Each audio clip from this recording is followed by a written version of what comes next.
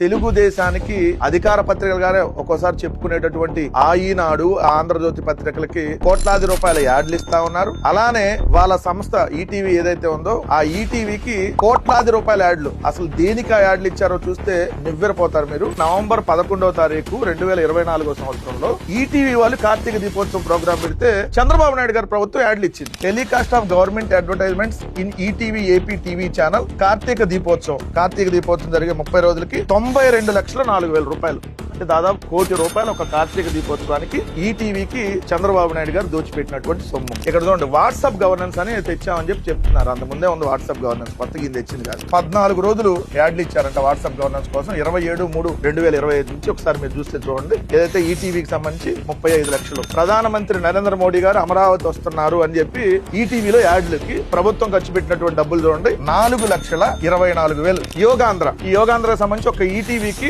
మొత్తం 1/6/2025 నుంచి 22వ తారీఖు దాకా, అంటే 22 రోజులు 72,68,000. ఈ ట్యాక్స్ పేమెంట్ కి సంబంధించిన దాని మీద యాడ్స్ అంట. ఇది 1,74,000 ఒకటి, 6,98,000 ఒకటి, మొత్తంగా 8,70,000 పైగా దీనికి సంబంధించి ఒక ఈటీవీకి దోచిపెట్టిన కోట్లాది రూపాయల యాడ్లు. మరి మిగిలిన ఛానల్స్ కి TV5, ABN ఇంకా మిగిలిన ఛానల్స్, ఇలా అన్ని ఛానల్స్ కి కోట్లాది రూపాయలు ఎలా దోచిపెడుతున్నారనడానికి ఇవి ఎగ్జాంపుల్స్.